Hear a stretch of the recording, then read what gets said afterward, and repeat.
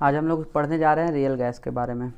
अभी तक जो भी हम लोग पढ़े हैं, जो भी कॉन्सेप्ट्स हम लोग पढ़े हैं, वो सारा आइडियल गैस के लिए था।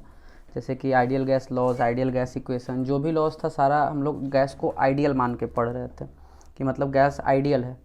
पर हम लोग क्या, मैंने आपको पहले बहुत बार बताया कि कोई भी गैस आइडियल नहीं होता है। हम लोग बस उसको मानते हैं कि वो आइडियल है। जनरली जो भी गैस हम लोग देखते हैं वो सारा का सारा रियल गैस है। कोई भी गैस आइडियल नहीं हो सकता, ये हमेशा दिमाग में रख लीजिए आप। कोई भी गैस आइडियल नहीं है।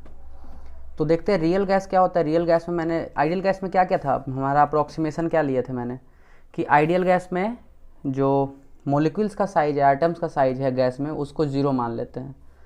जो एटम्स या मोलिक्यूल्स के बीच फोर्सेस ऑफ अट्रैक्शन है उसको ज़ीरो मान लेते हैं। मतलब उन दोनों के बीच कोई फोर्स ऑफ अट्रैक्शन नहीं है। अगर ये दो मोलिक्यूल है तो इन दोनों के बीच कोई फोर्स ऑफ अट्रैक्शन नहीं रहेगा। और क्या था कि इन दोनों का वॉल्यूम भी ज़ीरो होगा, volume is equal to zero. तो अब देखते हैं कि रियल गैस में क्या अलग है। रियल गैस में हम लोग को पढ़ना क्या है रियल गैस में। तो रियल गैस में हम लोग यहाँ पे पढ़ेंगे कि रियल गैस का कैरेक्टरिस्टिक्स क्या है, रियल गैस का मतलब प्रॉपर्टीज़ क्या है, और रियल गैस इक्वेशन, जो आइडियल गैस इक्वेशन हमने अभी पढ़ा है, P V is equal to N R T. तो इसको रियल गैस के लिए हम लोग कैसे लिखते हैं। अगर एक रियल इक्वेशन, जो सच में इक्वेशन जो रियल में मतलब वैलिड होता है, वो इक्वेशन हम लोग कैसे लिखते हैं। ये तो हम लोग बहुत सारा अप्रोक्सीमेशन के साथ लिखे हैं ना, लेकिन अगर जो रियलिटी में जो इक्वेशन है उसको हम लोग कैसे लिखते हैं, इसी इक्वेशन को हम रियल गैस के टर्म में लिखेंगे। तो चलिए देखते हैं। All gases which we encountered in our world are real gases. जो भी गैस हमको मिलता है आसपास, जो भी हम लोग यूज़ करते हैं या देखते हैं, जो नहीं भी दिखता है, वो सारा गैसेज क्या है, रियल है। हमारा air, oxygen, nitrogen, hydrogen, fluorine, chlorine, bromine, जो भी गैस है सारा का सारा है रियल गैस है। कोई भी आइडियल गैस नहीं होता है। No gas is ideal. अब दूसरा पॉइंट क्या है, this do not follow the points of kinetic theory of gases. हमने पिछले क्लास में आपको पढ़ाया काइनेटिक थ्योरी ऑफ गैसेस। उसमें मैंने कुछ पॉइंट्स बताया था काइनेटिक थ्योरीज का, कि गैस का काइनेटिक थ्योरी कैसे, मतलब गैस का काइनेटिक थ्योरी का मेन पॉइंट्स क्या है, और उस सारे पॉइंट्स को ये फॉलो नहीं करता है, वो रियल गैस है। Real gas kinetic theory of gases के पॉइंट्स को फॉलो नहीं करता है। ठीक है, तो ये हो गया दूसरा पॉइंट रियल गैस का। तो अब हम लोग नीचे देखना है, आगे देखते हैं कि कैरेक्टरिस्टिक्स ऑफ रियल गैस क्या है, मतलब रियल गैसेस का क्या क्या कैरेक्टरिस्टिक्स है। तो पहला क्या है, there are forces of attraction as well as repulsion between gas molecules. तो ये बोल रहा है कि जो गैस मोलिक्यूल्स है उसके बीच forces of attraction as well as repulsion रहेगा। समझ में आ रहा है ना। तो उन दोनों के बीच फोर्सेस ऑफ अट्रैक्शन रिपल्सन होता है। अब आप ये तो पूछ सकते हैं ना, आपके मन में एक ख्याल आ जाएगा कि अब फोर्स ऑफ अट्रैक्शन आया कहाँ से। अब दो बॉल रखे, उन दोनों एक दूसरे से खींचते तो नहीं रहता है ना। ये समझ में आ रहा है, ये जो मैं सिंपली समझाना चाह रहा हूँ कि फोर्सेस ऑफ अट्रैक्शन आया कहाँ से उसमें। तो चलिए वो भी मैं आपको बता देता हूँ। तो फोर्स ऑफ अट्रैक्शन आता है इंड्यूस डाइपोल की वजह से। Due to induced dipole between molecules and atoms which cause force of attraction. ये फोर्स ऑफ अट्रैक्शन आता कहाँ से है, तो उन दोनों के बीच इंड्यूस डाइपोल है। अब इंड्यूस डाइपोल क्या होता है, ये आपके लिए फिर से नया वर्ड है। इंड्यूस डाइपोल क्या होता है, तो चलिए मैं आपको एक एग्जांपल लेके समझाता हूँ। ये सपोज ये दो एटम्स है, कोई भी मोलिक्यूल्स का, कोई भी एलिमेंट का एटम, उससे मतलब नहीं, बस एक गैसियस एटम्स है दोनों। तो होता क्या है ना कि इसमें इलेक्ट्रॉन हर जगह है। मान लेते हैं हर जगह ऐसे ऐसे करके इलेक्ट्रॉन है, इधर भी हर जगह ऐसे ऐसे करके इलेक्ट्रॉन है।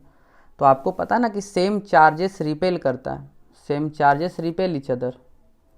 तो इलेक्ट्रॉन को रिपेल करेगा ना, तो इलेक्ट्रॉन रिपेल करता है, जिसके वजह से क्या होता है ना कि पार्शियल चार्ज, मतलब यहाँ का इलेक्ट्रॉन जो हर जगह पहले इक्वली डिस्ट्रीब्यूटेड था, वो शिफ्ट होकर इस साइड आ जाता है, हल्का हल्का इधर धक्का खा जाता है वो।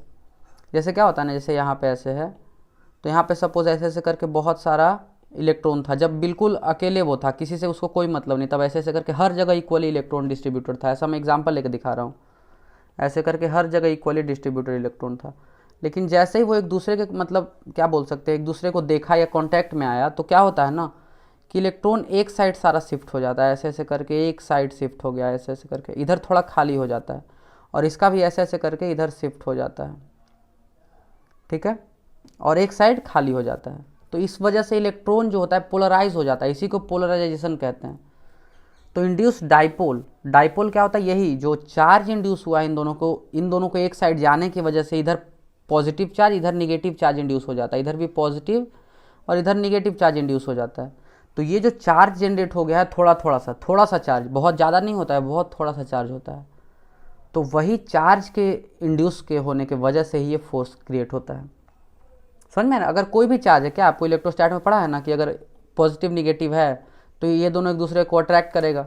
अट्रैक्ट करेगा कुछ फोर्स से अट्रैक्ट करेगा ना, या फिर रिपेल करेगा कुछ फोर्स से रिपेल करेगा, निगेटिव निगेटिव है तो ये दोनों को एक दूसरे को रिपेल करेगा कुछ फोर्स से। तो उसी तरह यहाँ भी जो ये इंड्यूस चार्जेस है ये एक दूसरे को रिपेल करता है कुछ फोर्स से, ठीक है ना। और उसी फोर्स को हम लोग यहाँ पे क्या बोलते हैं, ये जो मॉलिक्यूल्स के बीच जो फोर्स होता है यही फोर्स है वो उन मॉलिक्यूल्स के बीच काम करता है।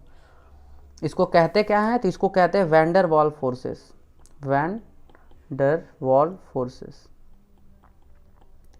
क्योंकि ये एक साइंटिस्ट है वैन डर वाल, उन्होंने इसका डिस्कवरी किया था। ये फोर्स बहुत ही वीक होता है, जैसा मैंने आपको पहले ही बताया कि ये चार्ज बहुत कम है, डेल्टा चार्ज है, मतलब एकदम मिनिमम चार्ज, बहुत कम से कम चार्ज है। तो वही जो कम से कम चार्ज की वजह से फोर्स भी तो कम होगा ना, तो वही वैन डर वाल फोर्सेस बहुत कम होता है, बहुत ही कम मात्रा, कम स्ट्रेंथ का होता है। तो इंड्यूस्ड डायपोल समझ में आ गया आपको कि इंड्यूस्ड डायपोल क्या होता है। तो यही इसी की वजह से फोर्स जनरेट होता है एटम्स में, जिसके वजह से उन पे जो नेट फोर्स है वो जीरो नहीं होता है, कुछ सफिशिएंट अमाउंट का फोर्स उन पे एक्ट करता है। दूसरा क्या है, volume of gas particle is not zero, it has some finite value. बोल रहे हैं कि वॉल्यूम जो होता है गैस पार्टिकल का वो जीरो नहीं होता है। पहले हम लोग क्या मानते थे, आइडियल गैस में मानते थे कि वॉल्यूम ऑफ पार्टिकल जीरो होता है, लेकिन अगर यहाँ हम लोग बात करें तो volume of gas particle zero नहीं होता है, इसका सम फाइनाइट वैल्यू होता है, ठीक है। तो अब देखिए यहाँ पे क्या लिखा है, net volume is equal to volume of gas plus volume of particle. तो अब ये क्या नया चीज़ है कि net volume is equal to volume of gas plus volume of particle. तो चलिए देखते हैं वॉल्यूम ऑफ गैस किसको कहते हैं और वॉल्यूम ऑफ पार्टिकल किसको कहते हैं। तो चलिए यहाँ पे मैं एक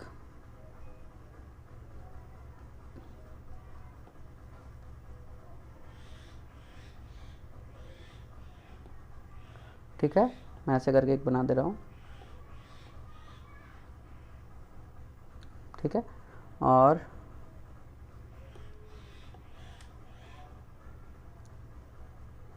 ये हो गया हमारा गैस पार्टिकल,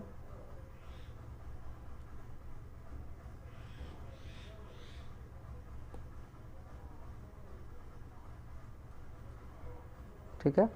एक और बना लेते हैं, एक और बना लेते हैं यहाँ पे,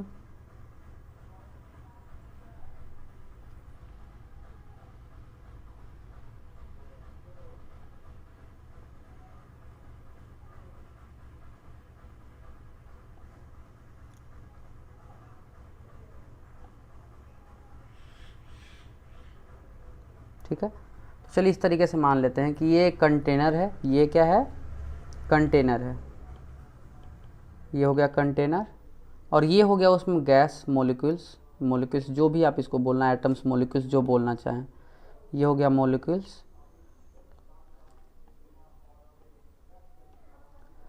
तो अब मैं आपको यहाँ बता रहा हूँ वॉल्यूम ऑफ गैस, गैस का वॉल्यूम क्या है, जो एक खाली जगह है, ये जो खाली जगह आपको दिख रहा है, ये जो खाली जगह आपको दिख रहा है, ये हो गया वॉल्यूम ऑफ गैस। हम लोग आइडियल गैस में सिर्फ इसी को कंसीडर करते थे, मतलब ये जो वॉल्यूम है, वॉल्यूम ऑफ मॉलिक्यूल्स है, इसको कंसीडर नहीं करते थे। लेकिन जैसा आपको दिख रहा है कि वॉल्यूम ऑफ मॉलिक्यूल्स कुछ ना कुछ तो है ना, सफिशिएंट अमाउंट है उसका भी। तो ये जो वॉल्यूम है ये हो गया वॉल्यूम ऑफ गैस। तो अगर हमको नेट वॉल्यूम ऑफ कंटेनर लिखना है, नेट वॉल्यूम क्या होगा, टोटल वॉल्यूम क्या हो जाएगा, ये वॉल्यूम जो खाली खाली वॉल्यूम है रेड वाला, यानी कि red volume plus yellow volume, यही होगा ना। ये लाल वाला वॉल्यूम और रेड वाला मतलब येलो वाला वॉल्यूम, ये लाल वाला और ये पीला वाला, दोनों वॉल्यूम मिला करके टोटल वॉल्यूम बन रहा है।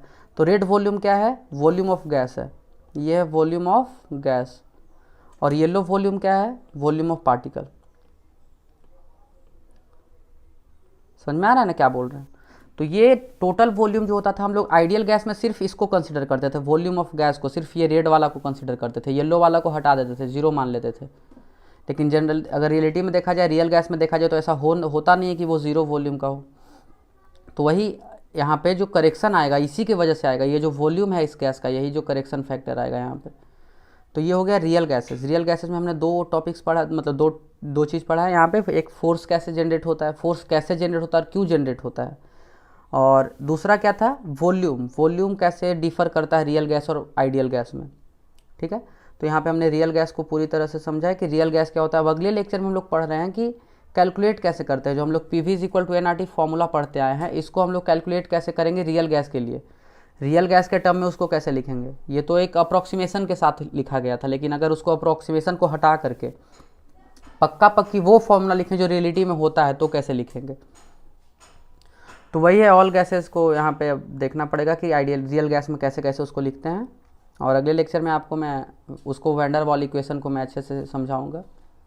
तो आज के लिए इतना ही रख